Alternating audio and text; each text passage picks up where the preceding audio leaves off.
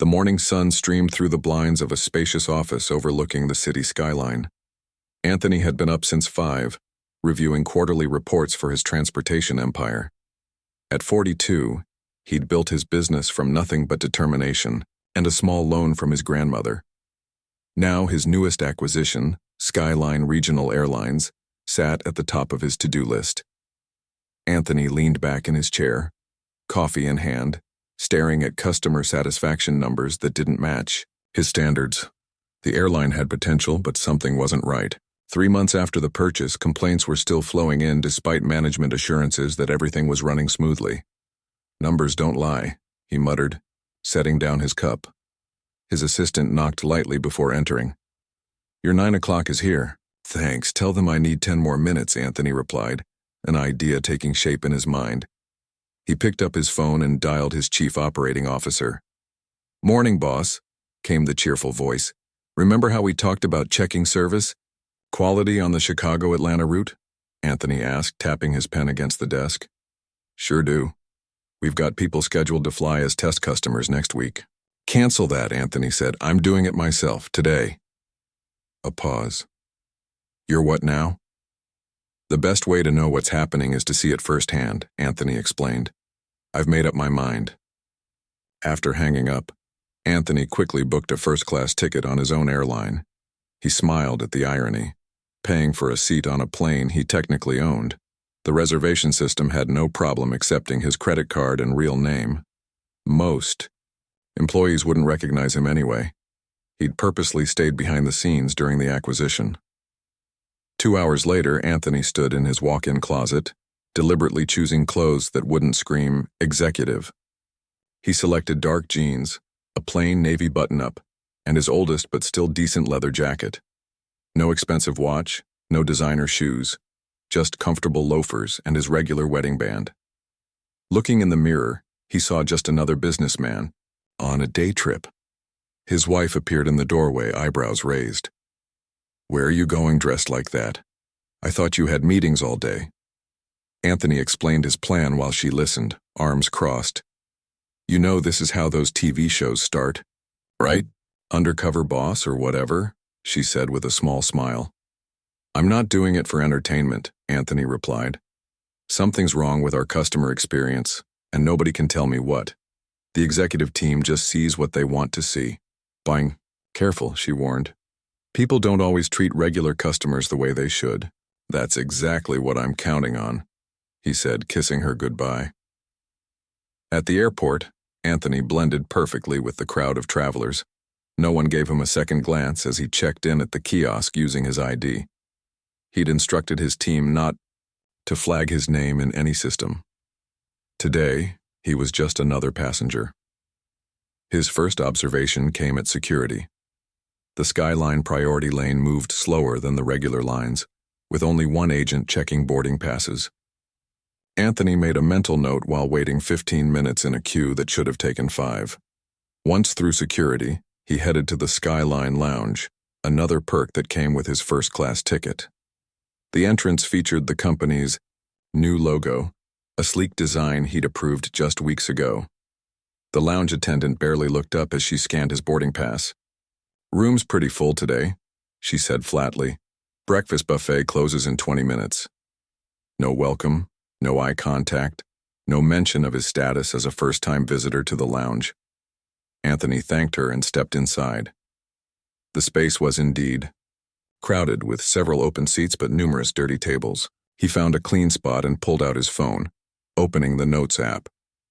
The buffet selection looked decent from a distance, but closer inspection revealed dry pastries and lukewarm coffee. A businessman next to him grumbled about the lack of hot options. "Used to be better before the change in ownership," the stranger commented. Anthony felt a twinge of both annoyance and appreciation for the candid feedback. "New owner?" he asked innocently. "Some big transportation guy bought it. They're cutting corners already, typical corporate move." The man shrugged, grabbed a muffin, and walked away. Anthony added more notes, taking photos of the lounge conditions while appearing to check messages. No staff had come by to clear tables in the 15 minutes he'd been sitting there. The carpets showed signs of heavy traffic without regular cleaning. These were basics that any decent establishment should maintain. The boarding announcement. For his flight came over the speakers. Anthony gathered his simple carry-on bag, no fancy luggage today, and headed to the gate. The boarding process was chaotic despite the relatively small aircraft. First class was called alongside active military and passengers needing assistance, creating a bottleneck at the gate. When Anthony presented his boarding pass, the gate agent didn't acknowledge his premium status or thank him for his business. Just a quick scan and a gesture toward the jet bridge. Another note for his growing list. As Anthony stepped onto the plane, he noticed immediate differences between training, standards, and reality.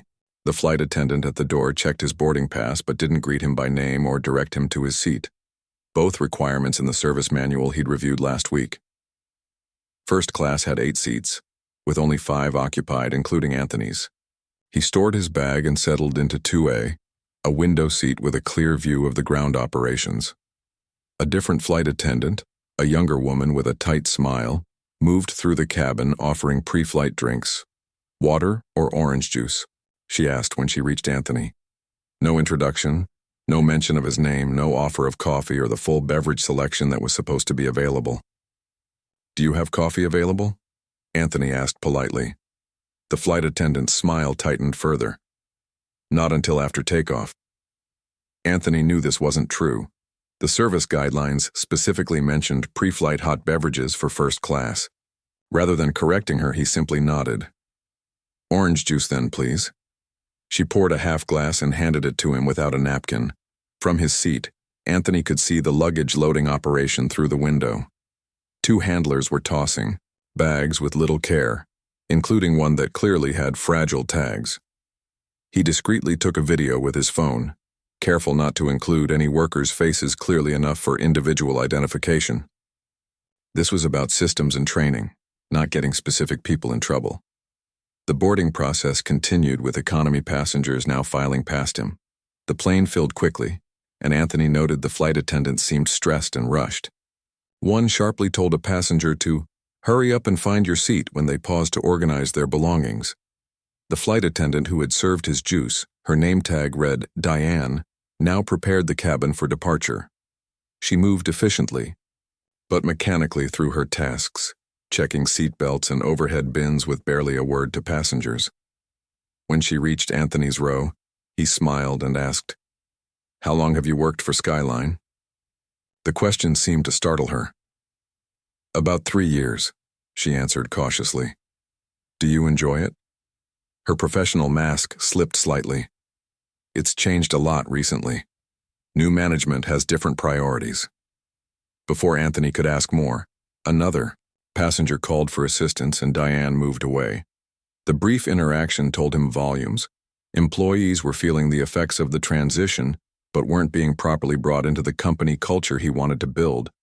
As the safety demonstration began, Anthony noticed several required elements were rushed or skipped entirely.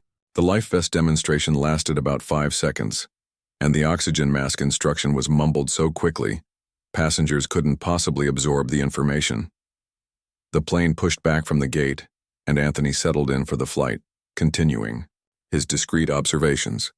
He wasn't here to catch people doing things wrong. He wanted to understand why his carefully crafted service standards weren't being implemented. Was it training, resources, leadership, all of the above? One thing was becoming increasingly clear.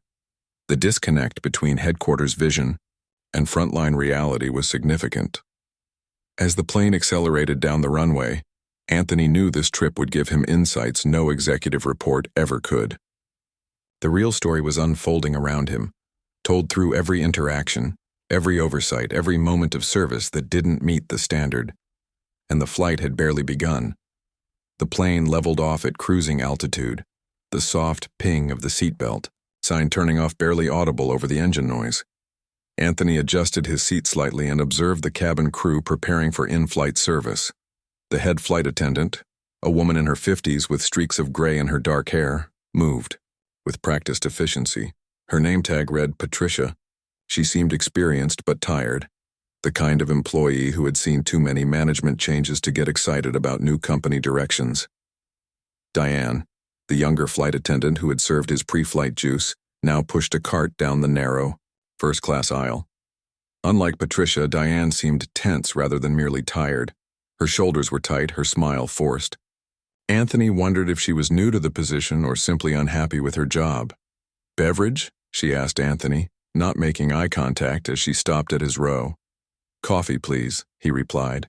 "And may I see a menu for breakfast?" Diane's lips tightened. "We're only serving snack boxes today, A full breakfast service was cut last month." This was news to Anthony. According to the service guidelines he'd reviewed, first class on morning flights over 2 hours was supposed to include a hot breakfast option. This flight qualified. He made a mental note before responding. "I see. That's disappointing. The website still advertises breakfast service," he said conversationally. Something flashed in Diane's eyes. Frustration, perhaps. "You'll have to take that up with management. We just do what we're told." She poured his coffee carelessly, splashing some into the saucer. "Cream?" "Yes, please. And a snack box, then." She handed him a sad-looking package labeled Morning Delight, containing a muffin, fruit cup, and cheese stick. Hardly the premium experience Skyline advertised for its first-class service. As Diane moved to the next passenger, Anthony discreetly pulled out his phone and checked the airline's website. Just as he thought, the description clearly promised gourmet breakfast options on all morning flights over 90 minutes.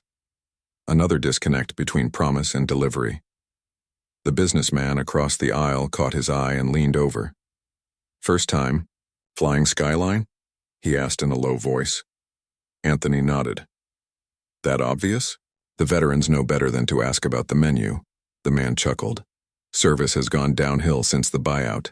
Some rich guy gobbled up the airline and started cutting corners faster than you can say profit margin." Anthony felt his face grow warm, but maintained his composure. "Have you been flying with them long?"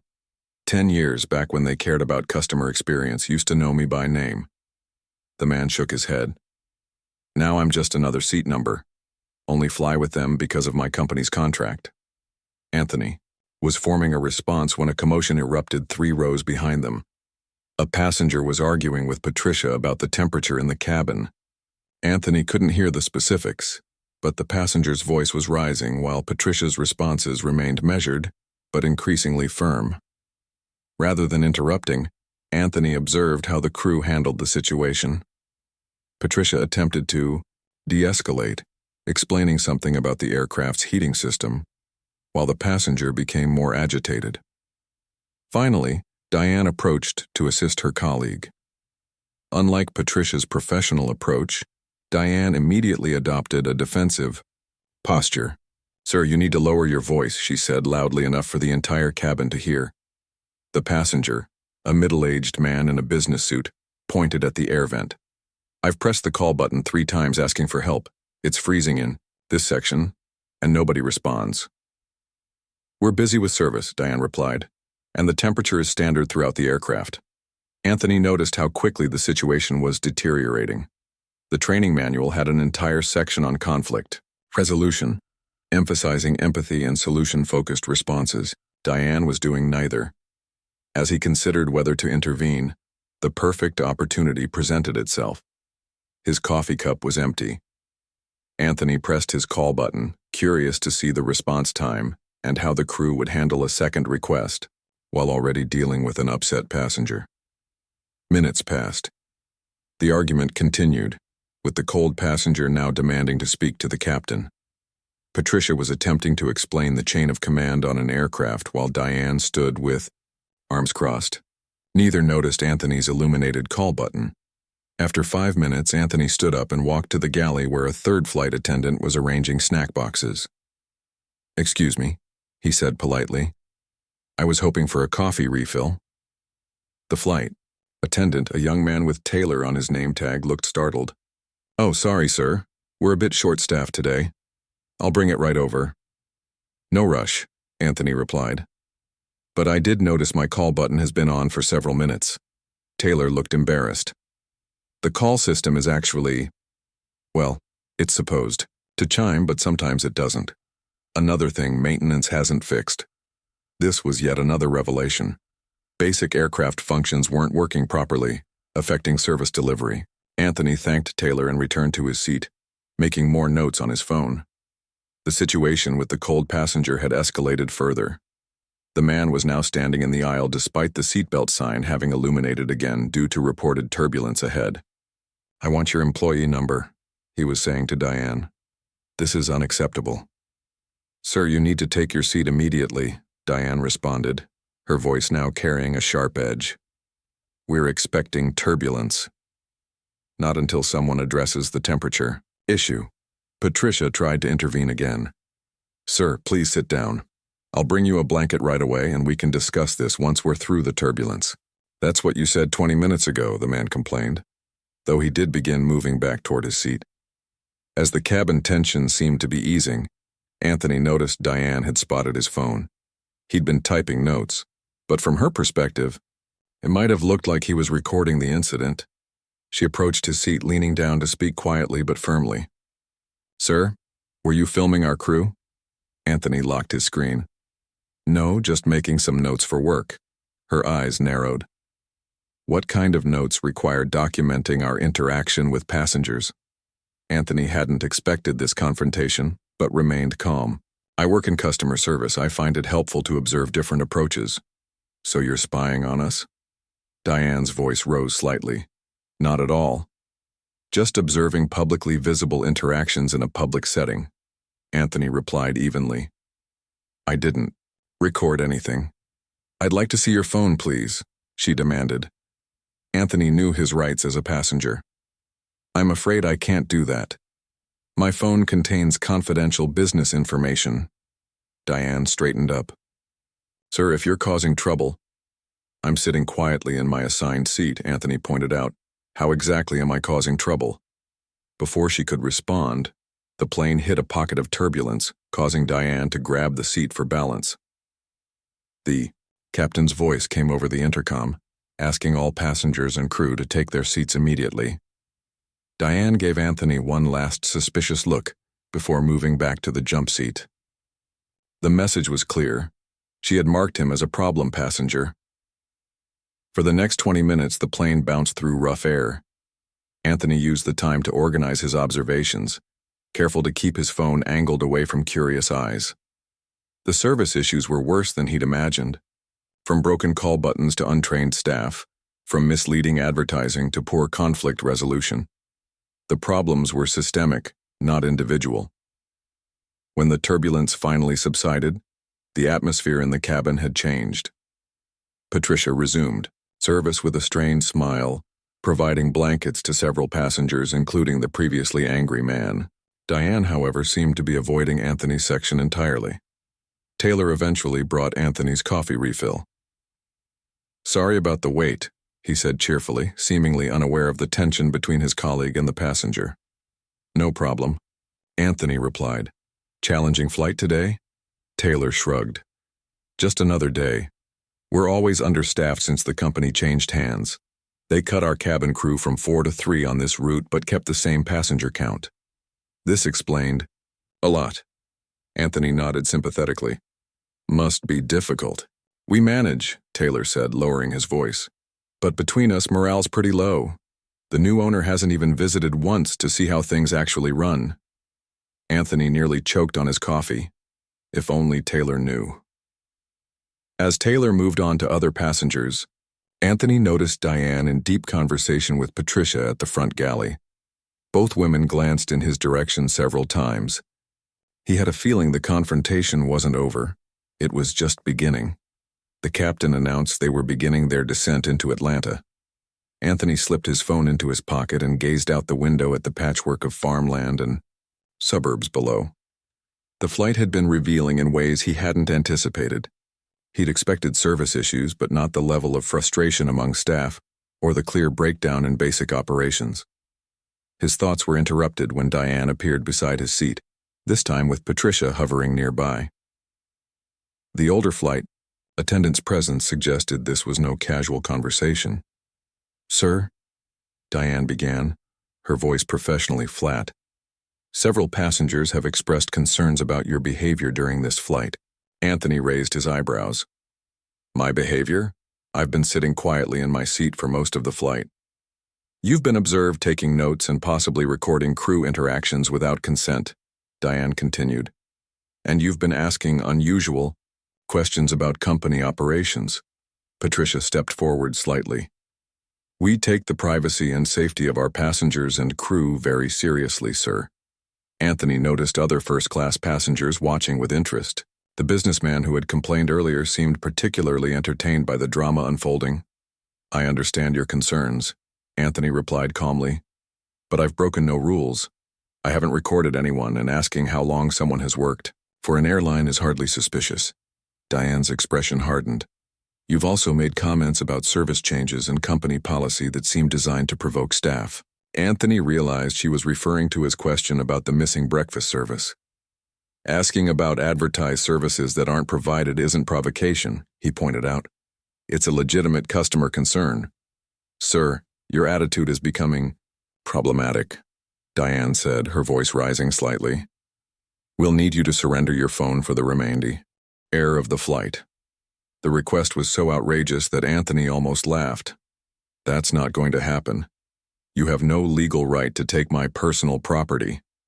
Patricia, sensing the conversation was escalating beyond what was advisable, tried to intervene. Perhaps we could. This is a security matter, Diane cut in. If you refuse to cooperate, we'll need to have security meet the aircraft upon arrival. Now, several passengers had turned in their seats to watch. Anthony noticed one person in economy discreetly filming the interaction on their phone. Please explain exactly what security concern I present, Anthony said, keeping his voice level despite his growing frustration. I'm a paying customer who asked about breakfast and made notes on my phone. Your interest in our operations and staffing seems excessive for a regular passenger, Diane insisted. The realization hit Anthony suddenly. She thought he was some sort of corporate spy or journalist gathering information to damage the airline's reputation. Under different circumstances, he might have found the irony amusing. I assure you I have no intention of causing problems for the airline, he said. Then you won't mind showing us your notes, Diane pressed. Anthony had reached his limit. Actually, I do mind, and I'd like to speak with your supervisor about this harassment. Diane's face flushed. I'm the lead flight attendant on this flight. Then I'd like the name of your direct manager at the airline, Anthony replied. This interaction will be included in the formal complaint I'll be filing. The word complaint hit a nerve. Many airlines judge their frontline employees by complaint numbers, often unfairly. Anthony knew this but needed to see how Diane would respond to pressure. Her reaction was more extreme than he expected. That's it, she said, stepping back. Patricia, please inform the captain we have an uncooperative passenger in 2A. We'll need security at the gate. She turned to Anthony. Sir, upon landing, you'll need to remain seated until security arrives to escort you off the aircraft. The cabin fell silent. Even the previously noisy children sensed the tension and went quiet. Anthony felt every eye on him as he considered his response. This is completely unnecessary, he said quietly, but I'll comply to avoid further disruption to other passengers. Patricia looked uncertain but nodded and moved toward the cockpit to relay the message. Diane returned to the galley without another word, her posture rigid with anger or perhaps fear. Anthony couldn't tell which. The businessman across the aisle leaned over. Tough break, man. She's been on a power trip this whole flight. Anthony nodded but said nothing. He was mentally calculating how this would play out. Being removed from his own aircraft by security would certainly make for an interesting company. Meeting later. As the plane began its final approach, Taylor came by to ensure tray tables were up and seats were in the upright position. Unlike Diane, he seemed genuinely concerned. Hey, just so you know, he whispered as he checked Anthony's seatbelt. Security doesn't usually make a big scene. They'll just walk you to the office to get your side of the story. Thanks, Anthony replied. Appreciate that. The landing was smooth, which Anthony noted as one positive for the flight. As the plane taxied to the gate, the captain's voice came over the intercom. Ladies and gentlemen, welcome to Atlanta, where local time is 10:42 a.m. and the temperature is a pleasant 75 degrees. Please remain seated with seatbelts fastened until the aircraft has come to a complete stop and the fasten seatbelt sign has been turned off. There was a brief pause before he continued. Also, we've been advised that security will be boarding before passenger deplaning begins. This is a routine matter, and we ask for your patience during this brief delay. A chorus of groans erupted from the cabin. Delayed deplaning was the last thing busy travelers wanted to hear. Anthony felt a pang of guilt for the inconvenience to others, even though he knew he had done nothing wrong. When the aircraft finally reached the gate and the engines shut down, Diane made one final announcement. Ladies and gentlemen, we apologize for the delay. Security personnel will board briefly before deplaning begins. Once they have completed their task, we'll begin our normal deplaning process with our first class and priority passengers. She didn't look at Anthony as she spoke, but her meaning was clear. He wouldn't be among those priority passengers. Through the window, Anthony could see ground staff connecting the jet bridge. He took a deep breath and prepared for what would likely be an awkward confrontation. At the very least, it would give him insight into how security issues were handled, another aspect of operations he needed to evaluate. The cabin door opened, and rather than the airport security Anthony expected, a familiar face appeared. Richard Wong, Skyline's chief operations officer and Anthony's right-hand man, stepped onto the aircraft.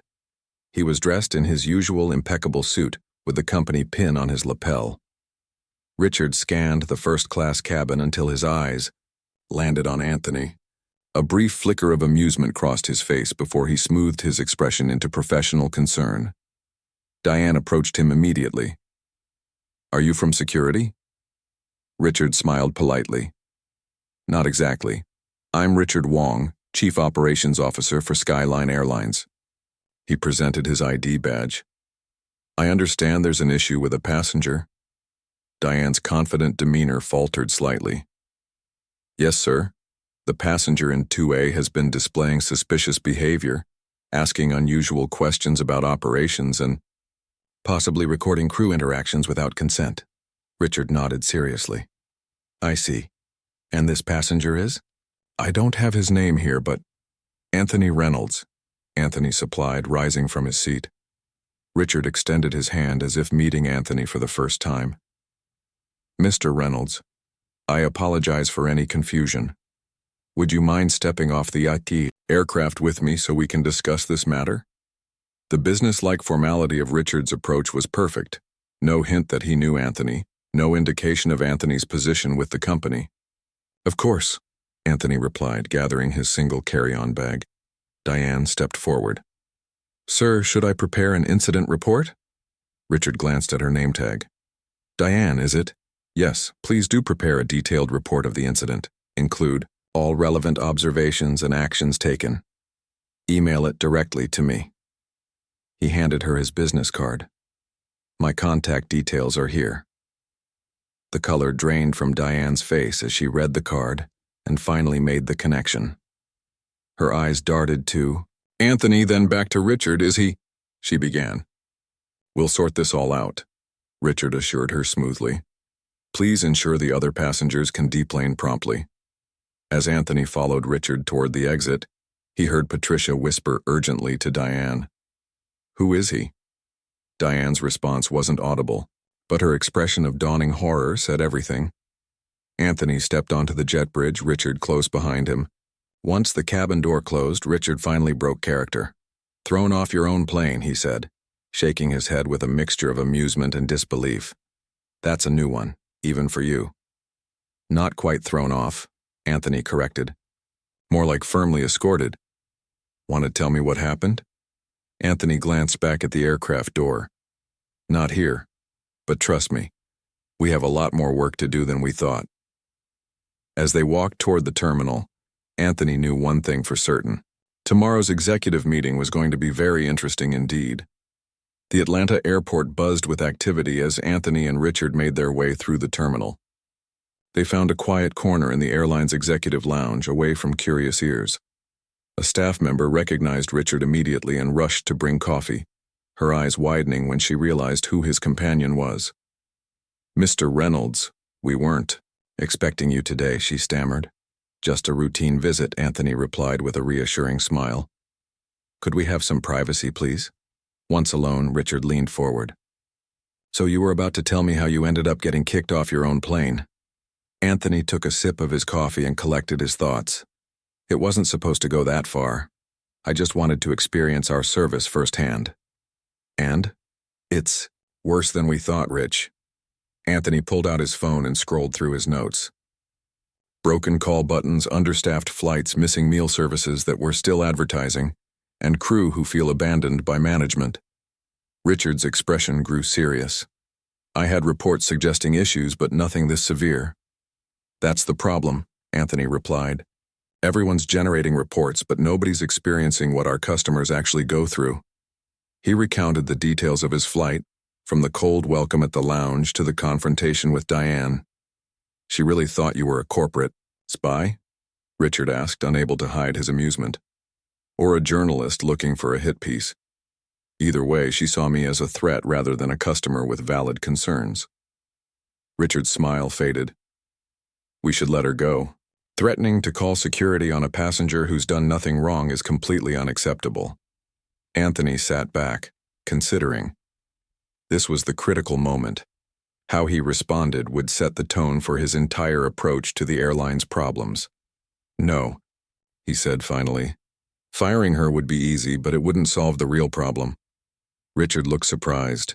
Which is? We've created a culture where employees feel under attack and unheard, Anthony explained. Diane's reaction was extreme, but it came from somewhere. Did you know we cut cabin crew from 4 to 3 on that route while keeping the same passenger count? Budget restrictions, Richa. RD acknowledged. The previous management left us with serious financial challenges. I understand that. But we can't expect better service while cutting staff and resources. Anthony pulled up a photo on his phone.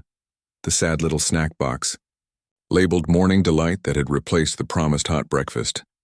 This isn't what we advertise, Rich. We're breaking promises to customers before they even get on the plane. Richard nodded slowly. Point taken. So what's your plan for Diane? I'm going to talk to her, Anthony said simply. And then I'm going to talk to everyone. The Skyline Regional Office in Atlanta was located in a bland office building near the airport. The space felt impersonal. Corporate artwork on beige walls, standard office furniture, nothing that spoke to the company's identity or values. Another item for Anthony's growing list of concerns. In a small conference room, Diane sat rigidly in her chair, still in her flight attendant uniform. Her hands were clasped tightly on the table, knuckles white. When Anthony entered, her face paled further. Mr. Reynolds, she began, her voice barely steady. I want to apologize for... Anthony raised a hand. Before you say anything else, I want you to know that your job isn't in jeopardy. The tension in her shoulders eased slightly, but confusion clouded her face. I don't understand. I threatened to have you removed from your own airplane. You did, Anthony agreed, taking a seat across from her, and I need to understand why. Diane blinked rapidly, seemingly thrown by his approach. She had clearly expected to be fired, not interviewed. Take your time, Anthony said gently. I'm not here to punish you. I genuinely want to know what led to that moment. Diane took a deep breath. We've been told repeatedly that customer complaints could lead to more cuts. I thought you were gathering information to make us look bad. Who told you that complaints would lead to cuts? Our regional manager held a meeting last month. He said the new ownership was watching metrics closely, and any negative feedback could result in streamlining operations, which we all know means job cuts. Anthony frowned. This was directly contrary to his actual directives. Did he mention me by name? No, just the new owner. He said you were some transportation magnate who knew nothing about airlines and only cared about profit margins. Diane looked down at her hands. I'm sorry.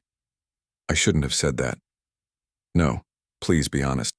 That's what I need right now. Anthony leaned forward. Diane, how long have you worked for Skyline? Almost 4 years. Do you like being a flight attendant? The question seemed to surprise her. After a moment's consideration, she nodded. I used to love it. The travel, meeting different people, the sense of responsibility for passenger safety. It felt important.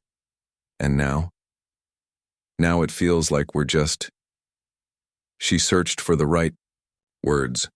Bodies filling uniforms. Numbers on a spreadsheet. Anthony nodded, taking in her words. What changed? Everything, Diane sighed. First the pandemic hit us hard. Then the previous owners started cutting corners to stay afloat. When your company bought us, we hoped things might improve. But instead, it got worse. Anthony finished for her. The changes came so fast. Smaller crews, fewer benefits, more responsibilities. No one asked us how these changes might affect service or safety. We just received memos telling us what would happen next. Anthony felt a pang of guilt. He had approved those changes based on financial reports and efficiency studies, never considering how they would feel to the people implementing them. What would you change if you could? He asked. Diane seemed startled by the question, as if no one in management had ever asked for her opinion before. Really? You want my thoughts? Absolutely. You're on the front line every day. You see what works and what doesn't. Diane's professional demeanor softened slightly.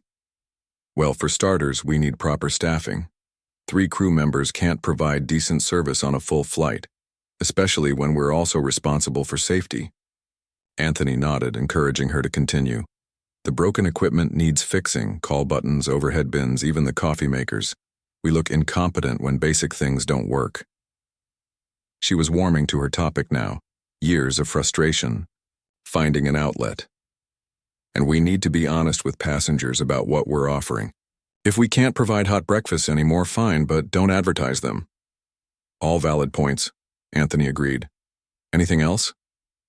Diane hesitated, then added, we need to feel valued again. The previous owners at least knew our names. Most of us have never even seen a picture of you until today. The comment stung, but Anthony knew it was fair. He had approached the acquisition as a business transaction, not as becoming responsible for the livelihoods of hundreds of people. Thank you for your honesty, he said sincerely. I know that couldn't have been easy. So what happens now? Diane asked cautiously. Now, Anthony said, we fix this, starting with an all-staff meeting today. The airline's largest training room was packed. Employees stood along the walls and sat on tables when the chairs filled up. The buzz of conversation died down when Anthony walked in, accompanied by Richard and several other executives. Many faces registered surprise. Either they hadn't believed the rumors about the owner's visit, or they were expecting someone older, more formal. Anthony wore the same casual clothes from his flight, deliberately avoiding the power suit that might create distance. Good afternoon, he began, his voice carrying across the room without a microphone. My name is Anthony Reynolds. I own Skyline Airlines, and until today I've been doing a terrible job. A murmur ran through the crowd. This was not the typical executive speech. Many of you have never seen me before, despite the fact that I've owned this company for 3 months. That was my first mistake. Anthony moved to the center of the room, making eye contact with as many people as possible. Today I experienced what our customers experience. I flew from Chicago to Atlanta in first class on Flight 372. Several flight attendants exchanged glances, including Patricia, who was standing near the back wall. What I found was a disconnect between what we promise and what we deliver. But more importantly, I found a disconnect between management and staff, between policymakers and those who have to implement those policies. Anthony spotted Taylor in the crowd, listening intently. Nearby stood Diane, who had changed into civilian clothes but still carried herself with the same professional posture. I could stand here and tell you all the things that went wrong on my flight, Anthony continued, but that would miss the point. The real issue isn't broken call buttons or missing breakfast options. It's broken trust. You don't trust management to support you, and management hasn't trusted you enough to ask for your input. He paused, letting his words sink in. That changes today. I'm announcing a 3-month service improvement initiative, but unlike previous corporate initiatives, this one will be led by you. the people who actually do the work and face our customers every day. A cautious optimism began to spread through the room. Anthony outlined his plan: temporary suspension of the most problematic policy changes, creation of employee advisory teams, emergency maintenance for critical equipment issues, and a commitment to transparency about the company's financial situation and goals. "I can't promise that every decision will be popular," he acknowledged, "but I can promise that every decision will be made with input from those affected by it. No more faceless memos, no more threats about metrics and complaints." As the meeting concluded, Anthony made a point of staying to speak with as many employees as possible. Some were skeptical, others cautiously hopeful. A few, like Taylor, were openly enthusiastic about the new approach. Diane approached him last as the room was emptying. "Bold move," she said. "Not many executives would admit mistakes like that." Anthony shrugged. "Not admitting them would be worse. Besides, I learned a valuable lesson today." "What's that?" "Sometimes getting thrown off your own plane is exactly what you need." He smiled. "By the way, I still need that incident report." Diane looked mortified until she caught the twinkle in his eye. "I'll have it on your desk tomorrow," she promised. "Every embarrassing detail." As they walked out together, Anthony knew the hard work was just beginning. Changing a company's culture wouldn't happen overnight, but for the first time since the acquisition, he felt like he was on the right path. 6 months later, Anthony stood at the back of another packed room, watching with satisfaction as Diane presented the quarterly service improvements to the entire company. Her confidence had grown remarkably since their first uncomfortable meeting. Today she commanded the room with the easy authority of someone who knew her work mattered. "Our on-time performance has improved by 12%, she announced, gesturing to the chart displayed on the screen behind her. "More importantly, our customer satisfaction scores have reached their highest point in 5 years." Applause rippled through the audience. The improvement hadn't been easy or straightforward. There had been difficult decisions, heated debates, and moments when the whole initiative seemed on the verge of collapse. But standing here now, seeing the pride on the faces of his employees, Anthony knew it had been worth every struggle. Diane continued her presentation, highlighting specific changes that had made the biggest difference. The return to 4-person cruise on longer flights has reduced service delays by 23%. Our new transparent communication about available meal options has virtually eliminated complaints about food service. She clicked to the next slide, which showed before and after photos of the first-class cabin. The refurbished interiors have received overwhelmingly positive feedback, especially the upgraded entertainment systems and power outlets at every seat. Anthony smiled at the mention of the refurbishment. That had been an unexpected expense, but the Employee Advisory Committee had convinced him it was necessary. "Passengers spend hours looking at those worn-out seats and stained carpets," Taylor had argued during one particularly passionate meeting. "It sends a message that we don't care about details." He'd been right. The refreshed cabins had transformed the passenger experience and boosted staff morale. Flight attendants took more pride in their workplace when that workplace wasn't falling apart around them. As Diane wrapped up her presentation, she made eye contact with Anthony across the room. None of this would have been possible without a leadership team that was willing to listen and learn. 6 months ago, we were a company divided: management versus frontline staff, profits versus people. Today, we're building something different, together. More applause followed, louder this time. Anthony noticed Richard nodding in approval from his seat in the front row. The COO had been skeptical at first about giving employees so much input, but even he had to acknowledge the results. After the formal presentation ended, people broke into smaller groups, discussing the slides and sharing their own experiences with the changes. Anthony made his way through the crowd, stopping to chat with different teams. He'd made it a priority to be visible and accessible, regularly visiting break rooms and operations centers rather than remaining isolated in corporate headquarters. Patricia approached, looking years younger than she had on that fateful flight. "I never thought I'd say this," she admitted, "but I'm actually excited to come to work again." "That's the best measure of success I could ask for," Anthony replied. "How are the new hires working out?" "Still learning, but eager," Having proper training time makes all the difference. Patricia had recently been promoted to training supervisor, bringing her decades of experience to the next generation of flight attendants. Anthony continued mingling until he spotted Diane near the refreshment table, deep in conversation with the chief financial officer. The sight still amused him. 6 months ago, she'd been trying to have him removed from a plane. Now she was confidently discussing budget allocations with executives. He joined them, catching the tail end of their discussion about fuel efficiency. Programs. We're still analyzing the data, but preliminary results are promising, the CFO was saying. Anthony, Diane greeted him warmly. I was just telling Frank about the cabin weight reduction ideas from the ground crew. They think we could save thousands in fuel costs without affecting passenger comfort. I'd like to hear more about that, Anthony said sincerely. As the CFO excused himself to take a call, Anthony turned to Diane. Great presentation. You've become quite the corporate speaker, she laughed.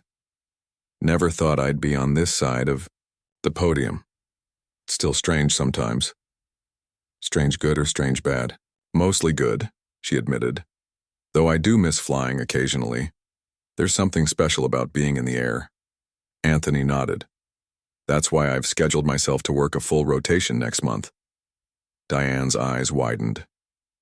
You're going to work as a flight attendant? Only for 4 flights, he clarified, part of the new executive immersion program. Every member of the leadership team will work alongside frontline staff quarterly. Richard's doing baggage handling next week. Anthony chuckled. He's not thrilled about the early morning shifts. The employees will respect him more for it, Diane said. You can't understand the job until you've done it. Anthony couldn't agree more. That principle had become the cornerstone of their corporate philosophy, understanding before decision-making.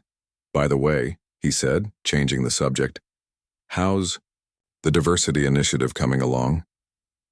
Following their confrontation, Anthony had learned that part of Diane's defensiveness stemmed from a pattern of discrimination she'd experienced and witnessed.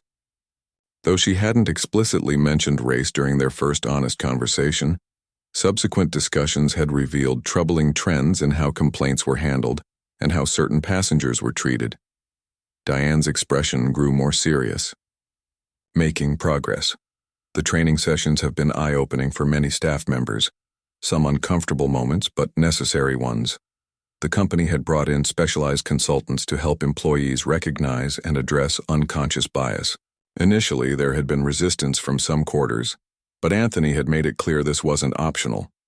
A truly exceptional airline couldn't exist without treating every passenger with equal respect. The incident reporting system is working well, Diane continued. People feel safer documenting problems when they know they'll be taken seriously.